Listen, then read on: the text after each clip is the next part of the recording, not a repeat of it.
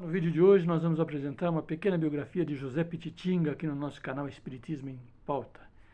Meu nome é Luiz Roberto e eu não vou apresentar a foto deles nem na capa do nosso vídeo, do José Pititinga, porque ele tem uma figura austera, sabe? Se você olhar, observar assim, a figura austera, homem severo, né? Conquanto era guindado de uma bondade imensa. Mesma coisa lá do Manuel Filomeno de Miranda, o seu discípulo, que quando nós olhamos a figura dele, a foto dele, que também não apresentei por iguais motivos, ele tinha já uma aparência mais doce. Entretanto, era um leão, se eu posso dizer assim, né? Na defesa da doutrina espírita, dos seus ensinamentos. José Pititinga, esse material eu colhi na FEB, né? Mas tem também grandes vultos do espiritismo. Você pode ir lá buscar, pode entrar no Google, buscar a imagem, né? José Pititinga, a imagem, você vai ver as fotos dele. Ele nasceu no dia 2 de dezembro de 1866, sob o signo de Sagitário, na comarca de Amagosa, no estado da Bahia. É filho do seu Manuel Antônio de Sena, Manuel Antônio de Sena, isso mesmo, e Maria Florentina de Sena. A sua desencarnação ocorreu no dia 25 de março de 1939, na cidade de Salvador. Jornalista, com brilhante atuação naturalmente em diversas publicações da época, poeta elogiado pelos literatos de renome de então, ele fora também orador fluente e ilustrado. José Pititinga ele se constituiu assim de direito e de fato o centro de convergência do movimento espírita naquele estado, o estado da Bahia, que teve as primícias, a palavra é essa, primícias da propaganda doutrinária em nosso país, lá na Bahia. Cabe a José Florentino de Sena, mais conhecido como José Pititinga, a glória de fazer um espiritismo organizado no estado da Bahia, tornando-se um dos espíritas de maior projeção naquele estado. Consta que frequentara e abandonara em sua mocidade, por falta de dinheiro, né, de recursos financeiros, um curso acadêmico. Era, no entanto, um homem dotado de sólida cultura geral, sendo notáveis suas lides jornalísticas, literárias e espíritas. Na qualidade de poeta, jornalista, contabilista e linguista, era sobejamente estimado em sua época. Como sertanista, sabia recolher da natureza virgem os grandes ensinamentos da vida. Fora grande conhecedor de nossa flora medicinal e jamais regateava a sua terapêutica de emergência a quantos deles se socorriam nas muitas viagens que fazia ao longo do Rio São Francisco. Me lembrou de uma biografia que eu já fiz. Poxa vida, esqueci o nome do homem agora. Mas também que era um sertanista, né? Poxa, esqueci, paciência. Se eu lembrar, eu falo depois, né? Então, jamais ele regateava os recursos para as pessoas que ele encontrava. Ele era um sujeito zeloso, cultor do vernáculo, no ponto de merecer de César Zoma, a seguinte afirmação. Dizia o César Zoma, aqui na Bahia, em conhecimento de latim, dizia César Zoma, eu sou o melhor. E no conhecimento do português, José Pititinga.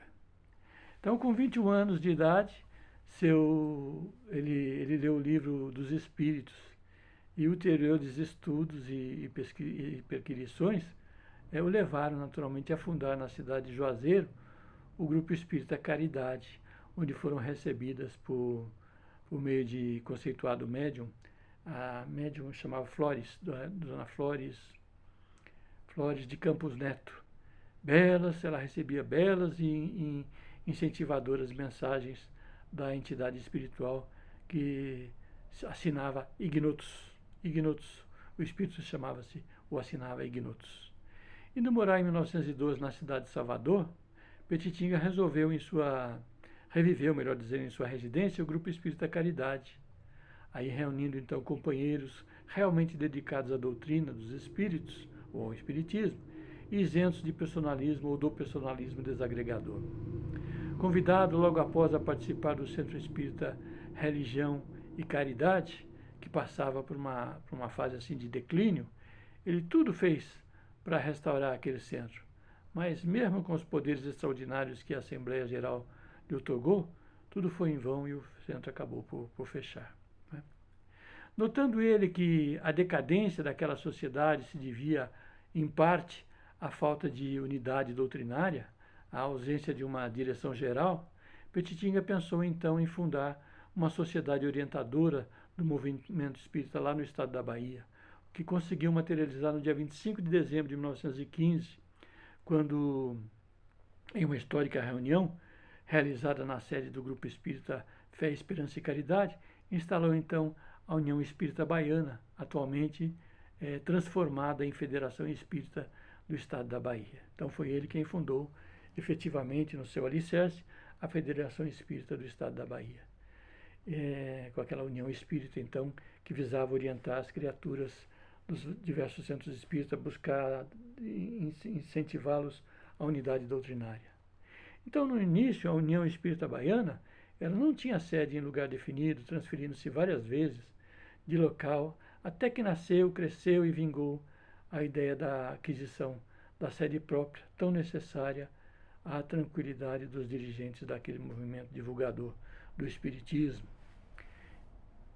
Tinham que trabalhar por isso. E em 4 de julho de 1920, a diretoria recebia então plenos poderes para trabalhar naquela direção.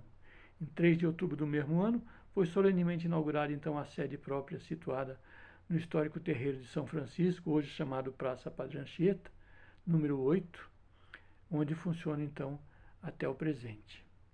Sua figura, misto de humildade e austeridade, conforme eu já mencionei em relação à foto que a gente encontra dele, tornou-se então popular naquela velha capital, infundindo respeito, consideração até aos próprios adversários da doutrina espírita.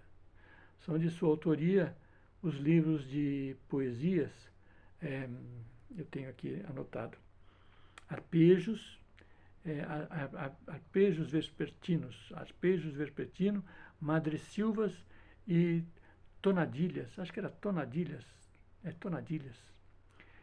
obras essas que mereceram grandes elogios em vários jornais importantes da época, inclusive do Jornal do Comércio do Rio de Janeiro, ou no Rio de Janeiro. Né? Ele colaborou também em vários jornais e publicações de Nazaré, Amargosa, Juazeiro, Salvador e outras cidades. O nome Petitinga, né, ele tirou lá o Sena, o nome Petitinga foi usado como pseudônimo nos primeiros artigos que ele escreveu. Ele tinha por objetivo, naturalmente, fugir à censura paterna, que não queria saber desse negócio de espiritismo. Ele queria fugir a essa censura paterna e também a dos seus patrões, né? Os donos do jornal, que não admitiam que um rapazola se metesse a lutas políticas, desafiando assim com sua pré-clara inteligência, porque ele falava de política também, tradicionais políticos da época. Então ele deu-se o apelido, o pseudônimo de Petitinga. Né? Em face da popularidade do pseudônimo, pelo qual passou a ser conhecido em todo o mundo, ele resolveu adotá-lo como sobrenome, em substituição ao Florentino de Sena, fazendo então, para tanto, uma declaração pública por meio de cartório e passou a chamar-se então José Petitinga. Ele foi um exemplo fiel de perseverança e trabalho. Ele presidiu a União Espírita Baiana até a data de sua desencarnação, dando tudo de si, material e espiritualmente, para o engrandecimento daquela tradicional instituição que existe até os dias de hoje como Federação Espírita da Bahia, e para a difusão do espiritismo naquele grande estado brasileiro. José Petitinga é importantíssimo para a doutrina espírita.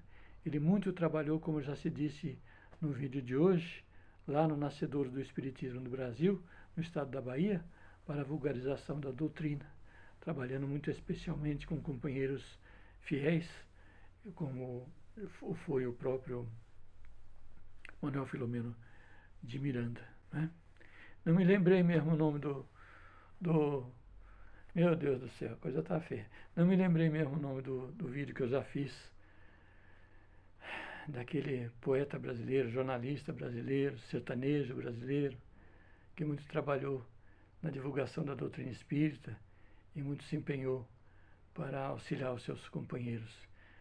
Vou terminar o vídeo sem lembrar, mas no próximo vídeo eu falo logo no começo, qualquer que seja o vídeo que eu vou fazer depois, logo no começo, eu vou falar o nome dele. Eu vou procurar, né? É claro, porque, apagou.